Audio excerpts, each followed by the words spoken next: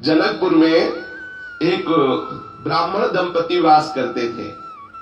ब्राह्मण बड़े विद्वान थे, क्योंकि परम ज्ञानी श्री जनक जी की नगरी, परम ज्ञानी, वहां का झाड़ू लगाने वाला भी ब्रह्म विद्या का उपदेश दे सकता है जनकपुर का, क्योंकि विदेह राज जनक की राजधानी, और बहुत ही हृदय के प्रेमी। ये दो भाव एक जगह नहीं मिलते, एक तो विशुद्ध ज्ञान और दूसरा भगवत प्रेम। ज्ञान भी और भगवत प्रेम भी जनकपुर में, ऐसे वो ब्राह्मण देवता थे। एक बार उनके घर में एक संत पधारे। उन्होंने संत भगवान से प्रार्थना की कि हमारा ब्याह होते हुए तो बहुत समय हो गया, लेकिन कोई संतान नहीं हुई। आप हमें वो उपाय बताएं जिससे किसी परम भागवत भक्त का जन्म हो और हमें भगवत प्राप्ति हो। उनका दोनों बातें आपकी पूर्ण हो जाएंगी यदि आप संत सेवा में रुचि रखें। ब्राह्मण देवता ने उन संत भगवान का आदेश मानकर संत सेवा प्रारंभ की। संत सेवा में निरंतर रत रहते और बड़े विद्वान थे, इसलिए बड़े बड़े जजमानों के यहाँ जाते तो कुछ न कुछ धन संपत्ति प्राप्त होती, उससे वो संत सेवा में मग्न रहते। पत्नी भी सुंदर सुंदर भोग बनाती और संतों को पवाती। प्रयाग में कुंभ पड़ा, 1 महीने कुंभ में रह करके उन्होंने खूब संतों की सेवा की। जब वो कुंभ से अपने घर जनकपुरी में आए तो कुछ ही दिनों में गर्भ रहा। बड़ा आह्लाद हुआ पिता को कि संतों की कृपा से गर्भ रहा तो जरूर हमें कोई महाभागवत पुत्र प्राप्त होगा। भगवान भी बड़े लीला विहारी है और विचित्र लीला विहारी है। जैसे जैसे गर्भ बढ़ने लगा वैसे वैसे ब्राह्मण देवता बीमार होने लगे, और जेव ही बालक प्रकट हुआ तेव ही ब्राह्मण देवता पधार गए। जब ब्राह्मण देवता पधार गए तो अकेली वो ब्राह्मणी क्लेश पूर्वक उस बालक की रक्षा करने लगी। ब्राह्मणी ने कहा कि प्रयाग के द्वारा कुंभ में जाने के कारण फिर वहां से जब आए तो ये गर्भ रहा, इसलिए इसे हम प्रयाग दत्त नाम देते हैं। प्रयाग दत्त अर्थात प्रयाग के द्वारा प्रदत्त बालक। कुछ ही अभी बालक घुटनों के बल ही चल रहा था कि घर में आग लग गई। ये है भगवान की कृपा, चाहिए किसी को? ये है भगवान की विशुद्ध कृपा। पुत्र होते ही पति पधार गए और पुत्र भी घुटनों के, प्रयाग दत्त जी अभी घुटनों के बल ही चल पड़ा रहे थे कि घर में आग लग गई किसी कारण से। बच्चे को लेके बचाने के लिए दौड़ के बाहर मां निकली, पूरा घर जल के स्वाहा हो गया। अब तो पक्का हो गया कि बालक बड़ा ही अनिष्टकारी है। जब गर्भ में आया तो पिता बीमार हो गए, जब ये प्रकट हुआ तो पिता पधार गए। देखो अभी घुटनों के बल ही चला तो पूरे घर में आग लग गई। अब तो जो जजमान उनके पति के प्रभाव से आते भी थे अन्न धन देने, वो भी आना बंद कर दिए कि उनका लड़का जो हुआ है ये बड़ा अनिष्टकारी है, उस घर में जो भी जाएगा उसका अनिष्ट हो जाएगा। और ये पता नहीं कि ये लड़का कोई साधारण पुरुष नहीं, ये महापुरुष प्रकटा हुआ है। लेकिन बड़ी विचित्र लीला भगवान और भगवान के भक्तों की है। ये प्रयाग दत्त जी महाराज जब धीरे धीरे घुटनों के बल चलने लगे तो कोई कोई विशुद्ध संत आते थे। उस समय भी संत जन जो है वो भगवान की कृपा का परिचय जानते हैं।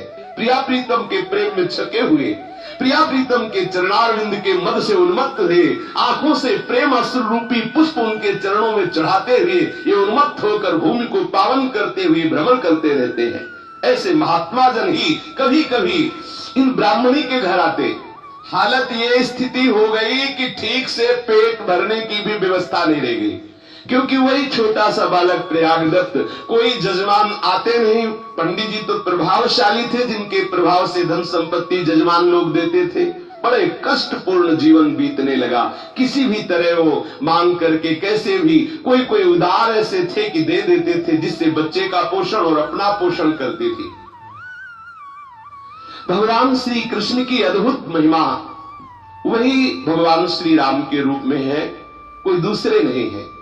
एक दिन वो बालक अभी 8 वर्ष का ही हुआ होगा। ये मात्र 200 वर्ष पहले की बात है। ये कोई 1000-2000 वर्ष पहले की बात, ये 200 वर्ष पहले की घटना है। 200 वर्ष पहले की बात है। वो बालक अपने मित्रों के साथ खेल रहा था। अच्छा, कोई मित्र सहज में बनता नहीं था, क्योंकि घर वाले सिखा देते थे प्रयाग दत्त के साथ मत खेलना, वो बड़ा अनिष्टकारी है। जो उसका मित्र बनेगा हो सकता है उसकी भी हानि हो जाए। तो 2-4 बच्चे बड़े हे भाव से प्रयाग दत्त को देखते खेलते थे। एक दिन क्या हुआ कि एक बहन बुलाने आई किसी और भाई को और कहा, चलो तुम्हें आज पता नहीं राखी का त्योहार है। प्रयागदत्त जी दूर से चुपचाप खड़े सुन रहे हैं, राखी का त्योहार है। तो प्रयागदत्त ने सोचा है राखी का त्योहार क्या होता है। बहन हाथ पकड़ के ले गई और वो चुपचाप छुपे हुए गए, दरवाजे से झांक के देख रहे हैं कि बहन तिलक लगा रही, राखी बांध रही, मिठाई पवा रही, दुलार कर रही। ये भाग के घर आए और अपनी माँ से कहा कि माँ, क्या हमारे दीदी नहीं है क्या? सब भाइयों को आज राखी बांध रही उनकी दीदी, क्या हमारे जीजी नहीं है, हमारे दीदी नहीं है? क्या हमारे भाग्य से नहीं कि हमें कोई राखी बांधेगी? माँ का हृदय भर आया कि वैसे ही हम गरीब हैं, इसकी सुख सुविधा नहीं कर पा रहे, और आज ये ऐसा प्रश्न कर दिया कि इसका क्या उत्तर। तत्काल ध्यान आया, क्योंकि सब जनकपुर वासी जो वयोवृद्ध होते हैं जानकी जी को अपनी बेटी मानते हैं, और जो नवयुवक होते हैं या नवयुवती होती है वो अपनी बहन मानती है। देखो पूज्य श्री भक्तमाली नारायण दास जी महाराज श्री जानकी जी को अपनी दीदी मानते थे, इसलिए उनको मामा जी कहते थे। ये अद्भुत मामा जी हैं जिनका हम नाम चर्चा कर रहे हैं, प्रयागदत्त जी। प्रयागदत्त से कहा कि बेटा तुमको किसने कह दिया कि तुम्हारे दीदी नहीं है? तुम तो ऐसी दीदी के भैया हो कि किसी की ऐसी दीदी नहीं है। तो उन्होंने कहा कि माँ तो मेरी दीदी कभी हमको दिखाई नहीं दी, कभी तो आती ना, आप हमको फुसला। नहीं बेटा, चूंकि हमारे जो दामाद है ना, तुम्हारे जो जीजा जी है ना, वो बहुत बड़े राजा हैं, बहुत उनको कार्य रहता है और दीदी उनकी सेवा में रहती, इसलिए वो आ नहीं पाते हैं। तुम्हारे जो जीजा है वो अयोध्या के बहुत बड़े राजा हैं, और तुम्हारी जो दीदी है ना वो उनकी समीपता के सुख में निमग्न रहती, इसलिए वो कभी आप नहीं पा रही, लेकिन तुम्हारी दीदी सबसे बड़ी दीदी है। बोले माँ मुझे दीदी के पास जाना है, देखना है हमारी दीदी कैसी है। हमारे जीजा का तुमने नाम क्या बताया? बोले वो चक्रवर्ती सम्राट, उनका श्री राम नाम है। बड़ा सुख मिला, अरे इतने बड़े हमारे जीजा, और हमारी दीदी का क्या नाम है? बोले जानकी जी नाम है। हृदय में अपार सुख मिला। एक कोमल हृदय वाला बालक स्वीकार कर लेता है कि हमारी दीदी जानकी जी और हमारे जीजा श्री राम जी। माँ मुझे अवधपुरी जाना है, अपने जीजा से अपनी जीजी से मिलना है, मुझे अपनी दीदी से राखी बंधवानी है। माँ ने कहा थोड़ा सयाने हो जाओ, यहाँ से जनकपुर से प्राय अवध नगरी में जाते ही रहते हैं लोग, हम आपको उनके साथ भेज देंगे, लेकिन अभी 2-4 दिन में। बोले माँ देखो मैं बड़ा हो गया, मुझे दीदी के पास भेज। जैसे नामदेव जी करते थे, नामदेव जी के नाना को कहीं जाना था तो जब सेवा में देखते तो कहते नाना जी हमको भी सेवा में, तो कहते देखो कभी ऐसा अवसर मिलेगा तो बताएंगे। उनको कहीं जाना था है ना, तो हम 2-3 दिन के लिए बाहर जाते, हम तुम्हें सेवा में रख देंगे, थोड़ा तुम बड़े हो जाओ। वो रोज सुबह उठ के जाते, बोले नाना जी देखो मैं आज बड़ा हो गया, आज मुझे सेवा में रखो। ऐसे ही 2-4 दिन बीतने पर कहते माँ देखो मैं बड़ा हो गया, अब मुझे दीदी के पास जाने दो। माँ उनको काफी समय तक टालती रही।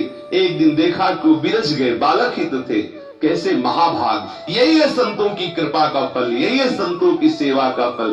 प्रयागदत्त जी रोने लगे, नहीं खाऊंगा नहीं पीऊंगा, जब तक मैं अपनी दीदी से नहीं मिलूंगा तब तक नहीं खाऊंगा, मुझे अपने दीदी से मिलना है। बलिहारी है ऐसे भाव की, ऐसे दृढ़ संबंध की। मां को विवश होना पड़ा। जनकपुरी में पता लगाया कि कुछ भगत लोग अवधपुरी जा रहे थे, उनको आत्मबल मिला कि अपने इस 8 वर्ष के बालक को उनके साथ कर देंगी तो सुरक्षित अयोध्या पहुंचा देंगे और कनक भवन में सियाराम के दर्शन करा के पुनः लिवा लाएंगे। ऐसी भावना से उन्होंने कहा देखो बेटा, जब हमें तुम्हें भेजना ही है दीदी के पास तो 1-2 दिन और रुक जाओ, हम कोई व्यवस्था कर ले, क्योंकि बेटी के यहाँ जब जाया जाता है तो कुछ न कुछ दिया जाता है। प्रभु प्रेम को ही पाते हैं। ये जो अंदर से भाव उठ रहा है ना कि हमें अपने प्रभु को कुछ पवाना है, इसी भाव के अधीन हो जाते हैं प्रभु। अब वो बेचारी गरीब ब्राह्मणी, ना रुपया न पैसा न कुछ, दूसरे के घरों में जाती और कहती कि हमें कुछ चावल दे दीजिए, हमें चावल की आवश्यकता है। वैसे ही जाया करती तो प्राय लोग हटा देते या कोई दे देते, पर आज भगवत कृपा से कुछ अच्छे चावल मिल गए थोड़े से। वो चावल ला करके उनको पीस करके और उनमें कुछ मीठा मिला करके बनाया, जिसको कसार कहते हैं। जनकपुरी में उन मोदकों को कसार कहते हैं। चावल के पिसे हुए आटे को भून करके उसमें घी मिला करके मीठा मिला करके जो बनाया जाता है उसे कसार कहते हैं। कसार को एक कपड़े की पोटली में बांधा और प्रयागदत्त को दिया, थोड़े से सतुआ बनाए। प्रयागदत्त, देखो ये तुम्हारी दीदी और जीजा के लिए है, और ये जो सतुआ है ना, तुम्हें जब भूख लगे तब तुम पा लेना। प्रयागदत्त तो इतने उन्मत्त हो रहे हैं कि हम अपनी दीदी से मिलेंगे, जीजा से मिले, बड़े उन्मत्त। जो कोई जनकपुरी के भक्त परिकर अवधपुरी जा रहे थे उनके साथ कर दिया। अब प्रयागदत्त को चैन कहा कि उनकी जैसी भावना से चले हो, तो अपनी भावना, उनको तो लग रहा था अगर हमारे पंखे हो तो अभी उड़ जाऊं, ऐसी व्याकुलता। उन्होंने सोचा कि हमें दीदी से मिलना है, पता नहीं कितने दिनों में पहुंचेंगे। उनका साथ छोड़ दिया, वही पोटली कसार की, और बस दीदी के चिंतन में, हमारी दीदी जानकी जी, हमारे जीजा जी राम जी कितनी जल्दी पहुंचो। बस भाग दौड़ना। जब थक जाते तो थोड़े सतुआ घोर करके पी लेते और फिर भागते। कई दिनों में जनकपुरी से वो अवधपुरी आए। जब अयोध्यापुरी में आए तो प्रयागदत्त देख करके अवधपुरी बहुत प्रसन्न है कि ओहो, हमारे जीजा की राजधानी है, हमारे जीजा। और पूछा था माँ से कि उनको सब कोई जानता है क्या? बोले सब कोई जानता है उनको। अब जिससे पूछते कि हमारी दीदी जानकी जी कहाँ रहती है, तो अवधवासी देखते छोटा सा 8 वर्ष का बालक हंस देते, तुम्हारी दीदी तो तुम्हारे जीजा का क्या नाम? बोले श्री राम। बोले हाँ वो महल है, चले जाओ। तो दौड़ के जाते कनक भवन में, जब देखते तो पुजारी से पूछते हमारी दीदी कहाँ है, हमारे जीजा कहाँ है? तो बोले ये तुम्हारी दीदी कौन? बोले जानकी। और जीजा कौन? श्री राम। बोले है तो। बोले हमें मूर्ति नहीं, हमें जीजा जी चाहिए, मूर्ति नहीं, हमें मूर्ति नहीं, हम अपनी दीदी की बात कर रहे हैं। हंस देते कि बालक है, हट कर रहा है। निराश होकर के रोते हुए फिर निकलते। फिर कोई संत पूछते क्या बात है बेटा, क्यों रो रहे हो? बोले हमारी दीदी नहीं मिल रही। तुम्हारी दीदी कहाँ रहती है? बोले यही अयोध्या में रहती है। अच्छा तो तुम्हारे जीजा का क्या नाम? श्री राम। और दीदी जानकी। बोले वो महल है ना। बोले वो मूर्ति नहीं, हमें दीदी चाहिए। ये ऐसा हठ। और सब संत हंस देते, कोई तो सुन के उपेक्षा कर देता, बालक है। कोई संत हंस देते कि बालक है, क्या जाने, कहीं वो मूर्ति हो तो साक्षात प्रभु विराजमान। लेकिन उसको ऐसी दीदी चाहिए थी जो दौड़ के आवे, हृदय से लगावे और राखी बांधे और मिठाई पवावे। अब हृदय में उसके अंदर व्याकुलता बढ़ती गई कि हाय, हमारी दीदी का कोई पता नहीं बता रहा, और माँ कह रही थी कि यही दीदी रहती है, क्या करूं? बहुत रोने लगे, परेशान हो गए। कहीं कोई बताता ही नहीं कि उसके जीजा कहाँ है, उसकी दीदी कहाँ है। मणिकूट की ओर गए, वहां खोजते फिरे, रो रहे थे, हाँ दीदी जानकी तुम कहाँ हो? कोई तुम्हारा परिचय नहीं बता रहा है। जहां सीता कुंड को जाने वाले रास्ते के दक्षिण सघन विटपावली से आच्छादित पुरानी मस्जिद है, जिसमें पूर्व में हनुमान निवास श्री अयोध्या के महात्मा बाबा गोमती दास जी महाराज भजन करते थे, वही समीप जाकर के बैठ गए और रोने लगे प्रयागदास जी। हाँ जीजा श्री राम, हाँ जीजी जानकी तुम कहाँ हो? विकल होकर के रो रहे हैं। देखो कैसा संबंध का सुख होता है। विकल होकर के रो रहे हैं। अब बहनोई जी को रिश्ते से खूब गालियां भी देख रहे कि देखो इतना ढूंढा, इतना पूछा, पता नहीं कहाँ छुपा हुआ बैठा है, हमारे सामने नहीं आ रहा, किसी को भेज नहीं रहा। और माँ हमको कह रही थी अरे वो बहुत बड़े चक्रवर्ती सम्राट है, ऐसा कौन है जो उनको जानता नहीं? यहाँ तो कोई उनको नहीं जानता है, कोई नहीं बता रहा कि हमारी दीदी कहाँ है, हमारे जीजा कहाँ है। इतना ढूंढा, इतना हैरान हो गया, कहीं मिल नहीं रहा, कहाँ रहते हैं हमारे जीजा। बहुत भाव में विह्वल हो रहे हैं। इतनी विकलता बढ़ी कि लगा को उनको प्राण छूट जाएंगे। इतने में ही सुनाई दिया, हाँ आवाज सुनाई दी, राजाधिराज चक्रवर्ती महाराज परब्रह्म परमात्म स्वरूप अखिल कोटि ब्रह्मांड नायक परात परेश भगवान श्री राम पधार रहे हैं। दृष्टि गई तो देखा विशाल श्वेत हाथी, उसके ऊपर स्वर्ण की झूल पड़ी हुई है, विशाल सिंहासन, उसके ऊपर 9 किशोरी किशोर विराजमान है, छत्र लगा हुआ है, चवर डुलाए जा रहे हैं, जय जयकार हो रही। श्री राम नाम सुनते ही रोम रोम खिल उठा। हमें लगता है माँ कह रही थी जीजा राजा, हमें लगता है जीजा ही आ रहे, और बगल में देखा कि जीजी मुस्कुरा रही है। ओहो, आनंदित हो गया, खड़े हो गए। इतने में जितने पीछे जय जयकार करने वाले थे सब पीछे रुक गए। हाथी नजदीक आया, श्वेत रंग का विशाल हाथी, और वो घुटने टेक करके बैठ गया। दौड़ करके सेवक जनों ने सुंदर स्वर्ण की सीढ़ी लगाई। करुणा निधान प्रिया प्रीतम धीरे धीरे उतर करके नीचे आए। जानकी जी दौड़ के गई, भैया प्रयागदत्त हृदय से लगा। ओहो, श्री जानकी जी के हृदय से लग के जैसे छोटा बालक अपनी गुस्सा नहीं प्रकट करता, छोटे छोटे ऐसे हाथ बांध के, दीदी तुम अभी तक कहाँ थी, हमने कितना ढूंढा। बहुत जानकी जी हृदय से लगा रही, दुलार कर रही है। भैया तुम इतना परेशान क्यों हो रहे हो? इसलिए कि इतना ढूंढा, कोई तुम्हें बता नहीं रहा था। तो बोले भैया हमारा पता सहज में सबको नहीं चलता, हम ऐसी जगह रहती है जहाँ सबको पता नहीं चलता, कोई विशेष ही होते जो मेरा पता जानते हैं। अब देखो, अब तुम्हें कोई क्लेश नहीं होगा, अब हम तुम्हारे समीप आ गई है। जानकी जी ने पहले उनकी भावना के अनुसार राखी बांधी, और जानकी जी ने कहा अच्छा मिल चुके, अब हमको ये बताओ कि माँ ने हमारे लिए क्या भेजा है। बोले हाँ हाँ, एक फटे से कपड़े में वही चावल के पिसे हुए कसार श्री लाडली जी को अर्पित करा।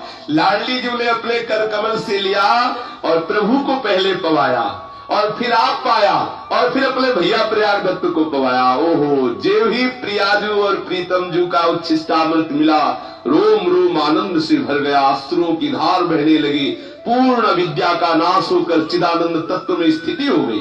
क्योंकि प्रभु का साक्षात दर्शन हो रहा है। प्रिया जी दुलार कर रही है कि भैया अब तुम चिंता मत करो, अब तुम बिल्कुल चिंता मत करो, हम तुम्हारे ही पास सदैव अब रहेंगी। प्रगट में या अंतर में तुम कभी हमको दूर नहीं देखोगे। दुलार कर रही है। धीरे धीरे उनके आंसू रुके। अब वो प्रयागदत्त जी मानो मन ही मन अपनी दीदी को देख करके कुछ बातें कर रहे हैं, और मन में सोच रहे हैं कि वो जो अन्य भाई थे उनकी दीदी ऐसी नहीं थी जैसी हमारी दीदी है, हमारी जैसी दीदी ऐसी तो किसी की दीदी नहीं। माँ ठीक कह रही थी, 9 किशोरी, ऐसा स्वरूप सौंदर्य कि जो प्रभु के भी माथे पे पसीना आ जाए, ऐसा सौंदर्य प्रियाजू का। जनकपुर में फूल की बगिया में, फूल बगिया में, पुष्प वाटिका में जब पहला दर्शन भगवान श्री राम जी ने जानकी जी का किया तो माथे पे पसीना आ गया सरकार के। ऐसी सौंदर्यता श्री जानकी जी की है। ऐसी सुंदर दीदी को देख करके बहुत आनंदित हो रहे हैं प्रयागदत्त जी। फिर श्री जानकी जी ने कहा देखो भैया हमसे मिल लिए, अब हमारे प्रभु को और भी कार्य रहते हैं, अब आप पहले सीधे जाइए और माँ को जाकर के प्रसाद दीजिए और कहिए कि हम दीदी से मिलके आ गए हैं, उनको खुशी होगी। फिर तुम लौट के अयोध्या चले आना, एक बार तुम्हें जाना होगा।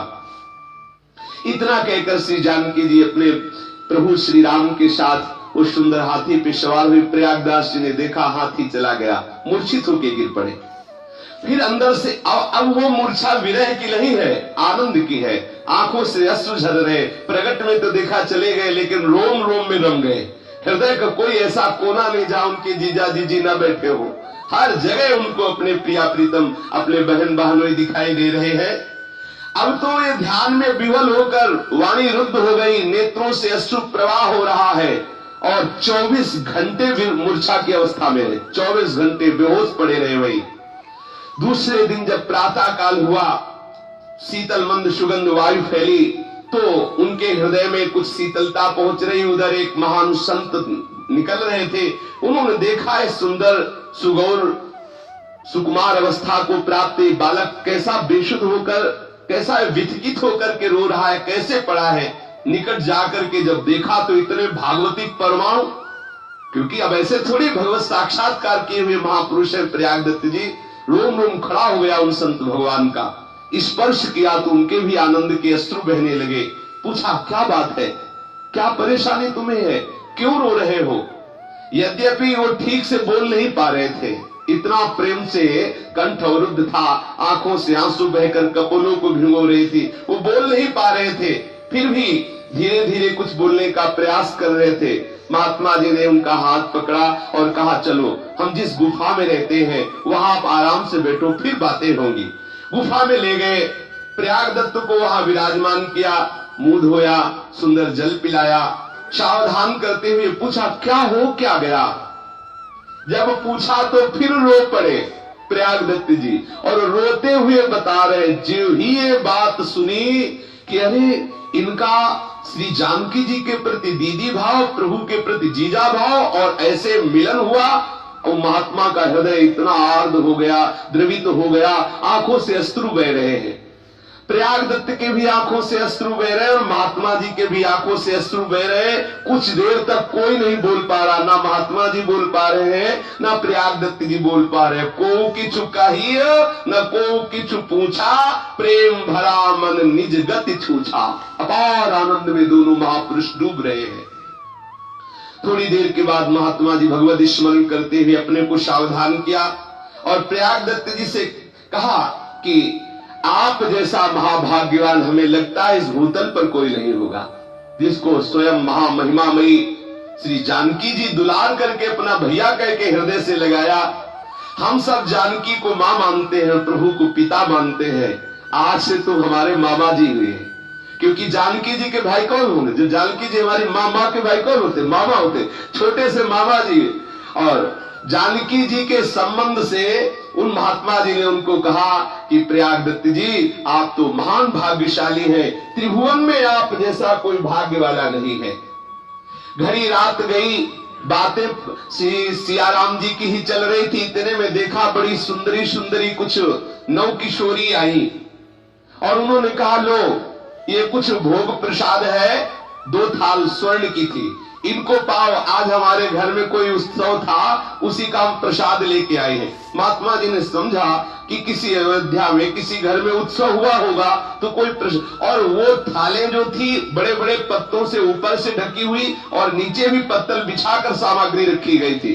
अगर महात्मा जी देख लेते कि इतनी कीमती थाल है तो शायद न लेते, इसीलिए पत्तों से ढकी हुई थी। लिया और जो ही दोनों ने प्रसाद पाया तो विशेष आनंद, अपार आनंद, क्योंकि वो और किशोरिया कोई नहीं थी, श्री सियाजू की दासियां थी और ठीक महल का भोग उनके समीप लाया गया था। थालियां देखी तो अद्भुत स्वर्ण, प्राकृतिक स्वर्ण नहीं, दिव्य स्वर्ण से युक्त थालियां। दोनों महापुरुषों ने प्रसाद पाया और पूरी रात भगवत चर्चा में, श्री सियाराम जी की चर्चा में व्यतीत हुई। अब प्रयागदत्त जी से महात्मा जी ने कहा, देखो ये थाल तुम अपने घर ले जाओ। अरे बोले, तुम्हें समझ भी है कि नहीं? हमारी माँ हमको बहुत डांटेगी, हमारे यहाँ बेटी का कुछ नहीं लिया जाता, हमारे यहाँ बेटी का कुछ लिया नहीं जाता, बेटी को दिया जाता है। ठीक है हमारी माँ के पास गरीबी है नहीं कुछ, तो भी माँ हमें डांटेगी। ये थाल आप अपने पास रखो, हम घर नहीं ले जाएंगे। वो कितनी निष्किंचनता उस महात्मा जी के भी अंदर है। उन्होंने कहा, ये थाल हमारे प्रयोग की नहीं, तो प्रभु की है, इनको हमें नहीं रखना, हमें भी अपने पास नहीं रखना है। महात्मा जी और मामा जी दोनों कितने निष्किंचन हैं कि उस दिव्य स्वर्ण की तरफ तनिक भी आकर्षण नहीं हुआ।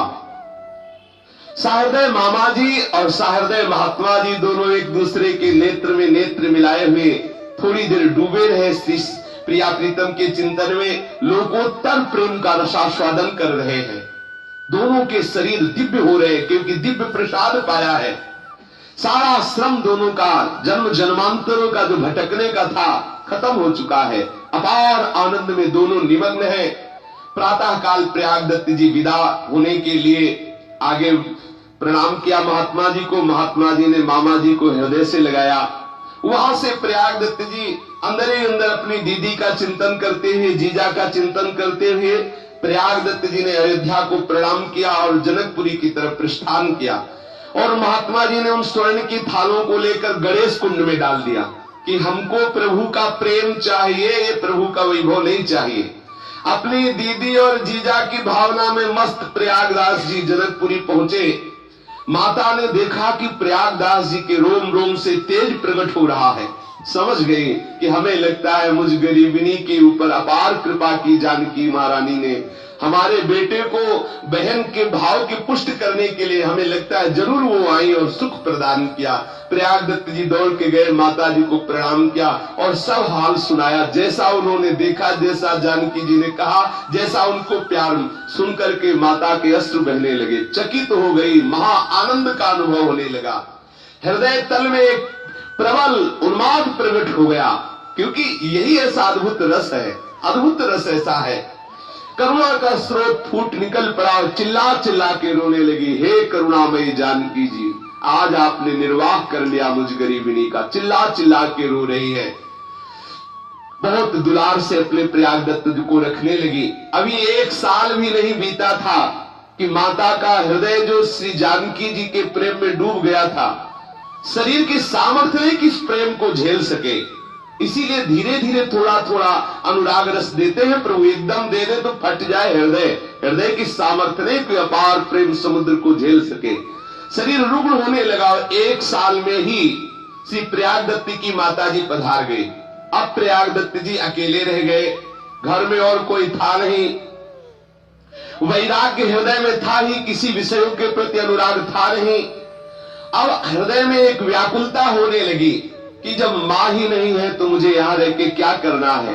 यद्यपि हमारी जानकी बहन की ये नगरी है, इसीलिए रह रहे थे, अब मुझे अपनी दीदी के पास जाना है। इतने में जमींदार ब्राह्मण थे, उन्होंने प्रयाग दत्त जी से कहा, तुम चिंता मत करो, बहुत ही सुंदर हमारी पुत्री है, हम अपनी पुत्री का ब्याह तुमसे कर देंगे और सारी संपत्ति तुम्हारे नाम कर देंगे। वो प्रतिष्ठित ब्राह्मण थे और प्रयाग दत्त जी का तेज ऐसा प्रकट था कि कोई भी नहीं स्वीकार करता। प्रयाग दत्त जी ने वो बात सुनी तो उनके हृदय में और आग लग गई कि अरे, मुझे अपनी दीदी के पास जाना है कि मुझे ब्याह करके संसार को स्वीकार करना है। जिसको अमृत फल मिल जाता है फिर वो विष फल की तरफ क्यों दृष्टि करेगा। उन्होंने प्रयाग दत्त जी एक क्षण भी वहां नहीं टिके कि कोई हमसे दूसरी बात करे, इससे अच्छा अभी निकल लो। अपने घर को छोड़ा, श्री अयोध्या धाम के पथ पर पैर रखते हुए प्रयाग दत्त जी उन्मत्त दशा को प्राप्त हो गए। अपनी दीदी के पास पुनः जा रहे हैं, फिर उन्मत्तता उनके हृदय ऐसी उतावली हुई कि कैसे मैं जल्दी पहुंचूं, अपनी दीदी से पुनः मिलूं जा करके। श्री सरयू जी में गए, स्नान किया और अद्भुतपुरी आनंद स्वरूप श्री अयोध्या नगरी की प्रदक्षिणा की, अयोध्या नगरी को साष्टांग प्रणाम किया, अयोध्या नगरी की धूल में अपने शरीर को धूसरित किया और एक एक गली में, एक एक महल के समीप देख रहे हैं कि पुनः हाथी पे सवार हुई हमारे जीजा जी कब आएंगे। ढूंढ रहे हैं अयोध्या में पुनः। सुंदर सुंदर शीतल मंद सुगंध वायु बह रही है। जहां बैठते हैं प्रयाग दत्त जी आनंद छा जाता है, महात्मा जन एकत्रित हो जाते हैं, प्रभु की चर्चा होने लगती है, अद्भुत कीर्तन होने लगती, ये सब प्रभु के द्वारा प्रेरित अद्भुत कीर्तन होने लगता है, बड़ी उन्मत्तता छाती है। धीरे धीरे प्रयाग दत्त जी की ऐसी स्थिति होने लगी कि अब जिधर दृष्टि डालते हैं कभी कोई लीला स्फुरित हो रही प्रभु की, कभी कोई लीला, ऐसे खुले नेत्र उनको दिखाई दे रहा है। सियाराम जी का नित्य लीला विहार, कैसे कैसे कौन कौन सी लीला हो रही, ऐसा अद्भुत आनंद में डूबे रहने लगे। उनके हृदय में एक भाव बैठ गया, झाड़ियों के आसपास बैठते और अपने जीजा जी का ध्यान करते कि हमें पुनः वही रूप देखना है जिस रूप से हमसे मिलने आए थे। बार बार ढूंढते, हृदय में उनके एक विरह प्रकट हुआ कि प्रभु आप हमसे प्रकट आके क्यों नहीं मिल रहे, हे जानकी जी आप हमसे प्रकट क्यों नहीं मिल रही। तो वही बाबा जी जो पूर्व में महात्मा जी मिले थे, उनका नाम था त्रिलोचन स्वामी, वो वहां आए, देखा कि प्रयाग दत्त जी विह्वल है, उनको समीप बुलाया और भगवत रहस्य की वार्ता करने लगे कि आप चिंता मत करो, अपने प्रभु के विधान में प्रसन्न होना चाहिए। तीव्र वियोग से युक्त प्रयाग दत्त और महात्मा जी की श्री सियाराम जी के प्रति अद्भुत अद्भुत लीलाओं की चर्चा होने लगी। धीरे धीरे सत्संग के प्रभाव से उनका विरह कुछ शांत हो रहा है। फिर दोनों ने भगवत प्रसाद पाया। दूसरे दिन प्रातः काल प्रयाग दत्त जी श्री त्रिलोचन स्वामी जी के चरणों में लौट गए। त्रिलोचन स्वामी जी ने वात्सल्य पूर्वक उन्हें उठाया। महात्मा जी तो पहले से ही आकर्षित थे, जानते थे कि भगवत प्राप्त महापुरुष है। परम श्रद्धा से श्री प्रयागदत्त जी ने निवेदन किया कि प्रभु अब मुझे संसार मार्ग में कदम तो रखना नहीं है, अब मुझे वैराग्य की दीक्षा दीजिए और मैं वैराग्य से युक्त होकर निरंतर अपने बहन बहनोई का चिंतन करता हुआ इसी अवध धाम में जीवन व्यतीत करूंगा। महात्मा तो ढूंढते हैं कोई ऐसा महान शिष्य मिले जो भगवत अनुराग से युक्त हो। इनका हृदय खिल उठा त्रिलोचन स्वामी का, और उन्होंने अपनी उमड़ते हुए दुलार से उनको वैराग्य की दीक्षा दी, अद्भुत प्रेम में मंत्र प्रदान किया, लंगोटी अचला प्रदान की। अब प्रयागदत्त जी से इनका नाम हो गया प्रयागदास जी। यद्यपि शिष्य भाव से थे, फिर भी वो भी महात्मा इनको मामा जी कहते थे, क्योंकि जानकी जी को सब प्राया माँ की भावना से कि सियाराम जी हमारे माता पिता है तो हमारी अम्मा के भाई मामा ही तो होंगे, तो इसीलिए सब इनको, अब जो भी महात्मा सुनता है इनकी महिमा तो इनको सब मामा जी कहते। अब पूरी अयोध्या में मामा जी, अब जो भी आता बोले मामा प्रयागदास जी। अब जिस गली से निकलते तो छोटे छोटे लड़के जो अयोध्या के बच्चे थे वो मामा जी मामा, ये उन्मत्त एक कचला ओढ़े एक कचला लगाए बड़ी मस्ती में, तो इनके साथ खेलते, कोई इनको छेड़ता मामा जी और सब भूल गए, सब मामा जी, बड़े बूढ़े सब मामा जी, इसीलिए इनका नाम मामा प्रयागदास जी हुआ। इनके हृदय के समस्त कमल खिल उठे थे, क्योंकि जिसके हृदय में ऐसा प्रभु से संबंध होता है, प्रभु का साक्षात दर्शन हो जाता है, अब उसको कुछ करना बाकी नहीं रहता। कुछ रात गए, प्रयागदास जी की दशा कुछ ऐसी चढ़ी कि वे सोते ही उठ पड़े और बीहर जंगल में जाकर घूमने लगे। फिर तो यही ढंग रहा, नींद नाती निकल पड़ते, देखते कहीं किसी लीला का चिंतन करते, कभी प्रभु की किसी और लीला का चिंतन करते, जिधर निकल जाते उधर ही चलते चले जाते, कहां जा रहे हैं कुछ होश नहीं है, कब खाया कब पिया कोई होश नहीं, वस्त्र है कि नहीं कोई होश नहीं है, निमग्न है अपने प्रभु के प्रेम में। दिन के दिन रात की रात का कोई पता नहीं, कब रात हुई कब दिन गया। ऐसी दशा में न खाने की सुध, न पीने की सुध, न और कोई चिंता, न सोने की परवाह, ये अखंड योग निद्रा में स्थित है, अखंड भाव दशा में स्थित हो चुके हैं। कोई प्रेमी दुलार करके मामा जी को हाथ से पवा देता तो पा लेते। ऐसी परमहंस स्थिति थी कि इनको ये याद में नहीं रहता कि हमें भोजन पाना है, जब कोई बहुत बार कहता इनके मुंह में कवल देता तो पा जाते। कुछ ऐसी स्थिति पूज्य राधा बाबा की भी देखी गई है। ऐसे कितने महापुरुष हुए जिनको भगवत प्रेम आवेश में शरीर की शुद्धि नहीं रहती थी। बिखरे हुए केस, शरीर में अवध की धूल लगी हुई, आंखें चढ़ी हुई, उन्मत्त श्री सियाराम जी के प्रेम में गलियों में अयोध्या के घूमते रहते। आसपास के जो ही देखते खड़े हो जाते और इनका सम्मान करते, क्योंकि अभी कोई विशेष अवस्था नहीं है, लेकिन विशेष स्थिति है इनके हृदय में। दिव्य देह और दिव्य भाव दोनों भी प्रयागदास जी के पास थे। उनका शरीर भी दिव्य हो गया था और उनका भाव भी दिव्य था। श्री हरि के प्रति जिसका ऐसा भाव होता है वो जगत का बंदनी हो जाता है, त्रिभुवन उसकी वंदना करता है। हृदय देश में जब प्रीतम बसा हो तो उसको देव देव कहते हैं। वही सर्वदेवमय जिसके हृदय में प्रीतम विराजमान हो जाते हैं, प्रकट हो जाते हैं प्रभु। ऐसे उन्मत्त होकर प्रयागदास जी अयोध्या की गलियों में भ्रमण कर रहे थे। परमहंस प्रयागदास जी प्रेम पागल लोग के कौतूहल के विषय बनते जा रहे थे। कुछ मनचले लोग प्रयागदास जी के पीछे जाते, कोई अचला खींच रहा है, कोई कुछ छेड़ रहा है, ऐसे करते और प्रयागदास जी बस मुस्कुरा देते। जो पहुंचे हुए जन थे वो तो जानते थे, और जो ऐसे साधारण जन थे वो उनको ऐसे छेड़ते, उनको परेशान करने की चेष्टा करते। लेकिन ऐसी उन्मत्तता प्रेम की थी कि इसका कोई प्रभाव उनके ऊपर न पड़ता। उनकी नशीली आंखों में एक विलक्षण चमत्कार था। कभी उनकी आंखों से आंसू बह रहे, कभी आंखें ऊर्ध्वगति आकाश की तरफ देख रही है। चाहे कोई कितना भी साधन कर ले, बिना संबंध के ऐसी स्थिति ले जाती। इसीलिए अपने वृंदावन धाम में इस संबंध की महिमा है कि आपका प्रभु से संबंध क्या है। सिद्ध सद्गुरु की कृपा और प्रभु का भगवत साक्षात्कार किए हुए ये प्रयागदास जी उन्मत्त होकर विचरण कर रहे थे। एक बीहर स्थान को देखा तो भाव चढ़ गया कि हमारे जीजा जीजी को तो अवध के मालिक दशरथ जी ने वनवास दे दिया कैकेयी के कहने पर। अरे जीजा तो समर्थ है, हमारी जीजी इतनी सुकोमल नंगे पैरों। बड़ी व्याकुलता हुई। कि अरे हमारे जीजा जीजी को नंगे पैरों से वन में टहलना पड़ रहा है।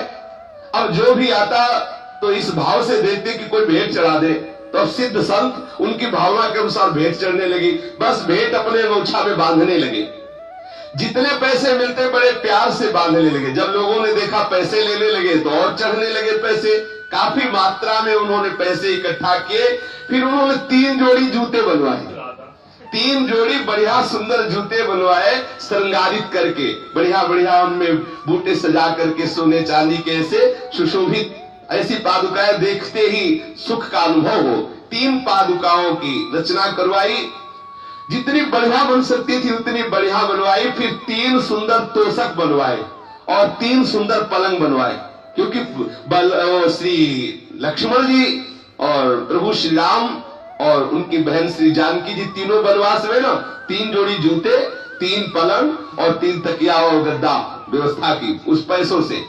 और बड़े विचित्र तीनों ऐसे क्रम से पलंग बनवाए, बड़ा वाला राम जी के लिए और फिर छोटा वाला जानकी जी के लिए, उससे छोटा लक्ष्मण जी के लिए, और तीनों एक के ऊपर एक सेट, उसके ऊपर गद्दा तकिया, उसके ऊपर जूता अपने सर पे रखा। और कहा जा रहे चित्रकूट, जीजा जिज्जी और जिज्जी के देवर तीनों नंगे पैर न रहे, इसलिए जूतियां पूरा। ये है अलमस्तों की मस्ती, ये है भगवत प्रेमी महात्माओं की महिमा। अब वो बड़े भाव से एक के ऊपर एक रखे और मस्ती से, बड़ी मस्ती से झूमते हुए जाके डांट लगाएंगे कि खुद तो परेशान है ही, हमारी जीजी को भी परेशान कर रहे। अरे बनवास तुम्हें दिया था, तुम जाते, हमारी जीजी को क्यों ले गए? अंदर ही अंदर के बस मिलते ही उनको डांट लगाएंगे। मस्त होकर के जा रहे हैं। अब मामा जी वहां से 3 पलंग ला दे, देख लो भाव की दशा। अयोध्या से 3 पलंग और 3 गद्दा और उसके ऊपर तकिया, उसके ऊपर 3 जोड़ी जूते रख के अलमस्ती से जा। खाना में पीना, पहले जीजा को जूते पहनाने, जीजी को पहनाने, उनके पलंग और आराम करे, फिर पानी पिएंगे। ये है मस्ती, ये है संबंध की। इसी में तो प्रभु रिझते, इसी का तो प्रभु इंतजार करते कि कोई हमारे लिए इतना तड़पे। अब चित्रकूट में पहुंचे, जहां चित्रकूट में देखते कहीं कुसा, कहीं कांस, कहीं कंकड़, तो उनका हृदय छिल जाता है। हमारी दीदी ऐसे रास्तों पे चल रही नंगे पैर, और बानोई को कोसते कि ये कितने निर्दयी है जो हमारी इतनी सुकुमार दीदी को भी नंगे पैर चला रहे हैं। जब स्फटिक शिला के उस परम रम्य प्रदेश में पहुंचे तो उनका हृदय शीतल हुआ।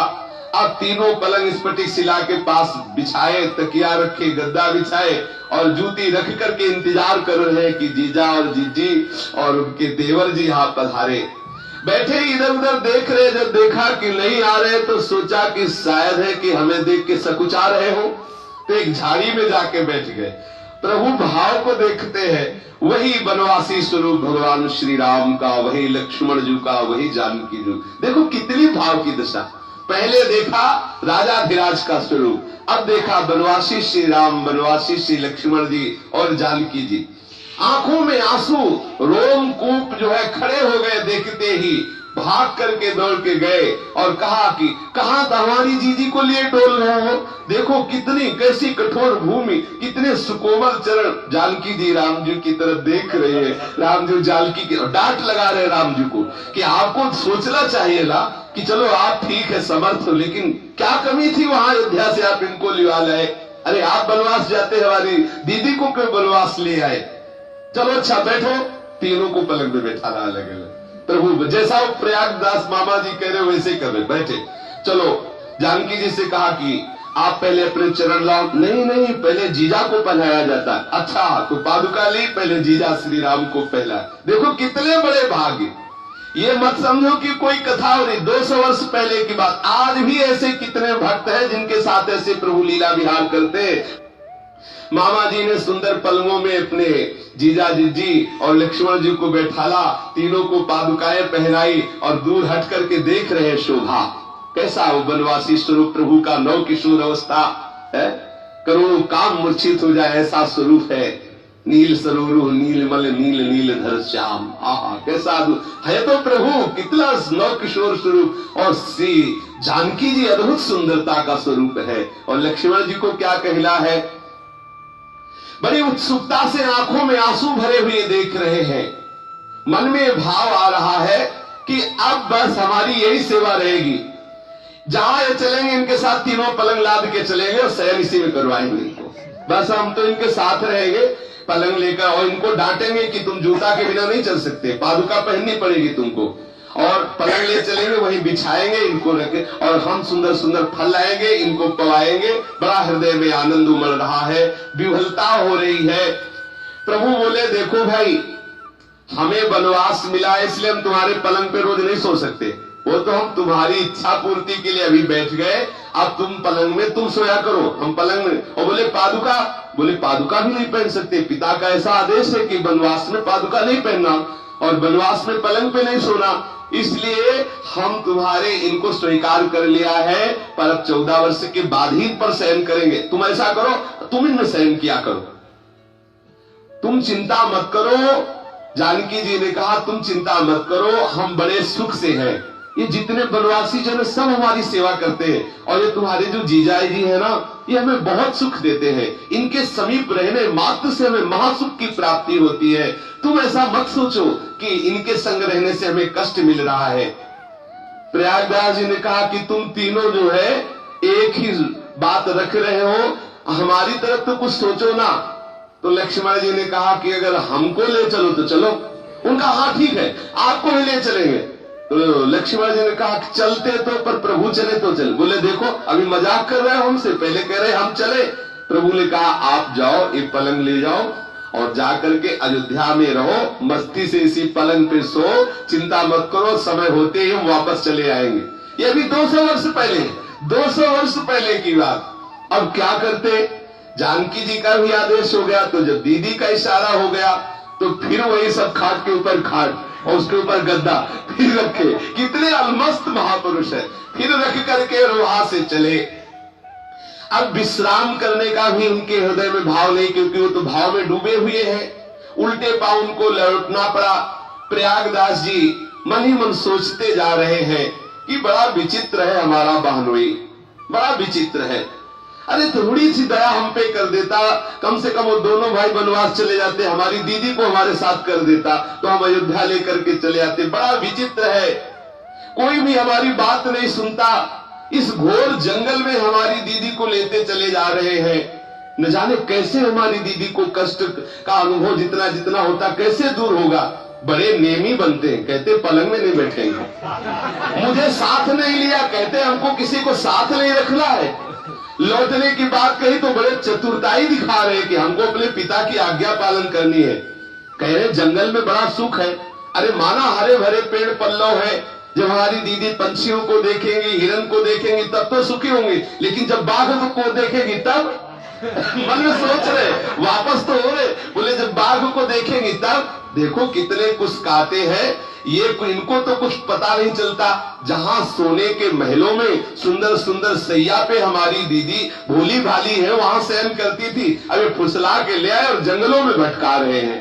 बस मन ही मन अपने बालोई श्री राम जी के प्रति प्रयागदास जी अंदर से गुस्सा हो रहे हैं और हमको जबरदस्ती लौटा दिया अयोध्या को पास।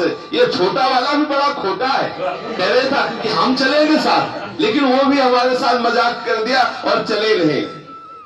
बड़े मुस्कुराते हुए प्रभु देख रहे प्रयागदास जी को, समय से हिला दे। प्रयागदास जी अवध की तरफ चल रहे। मंदाकिनी चित्रकूट में स्नान किया।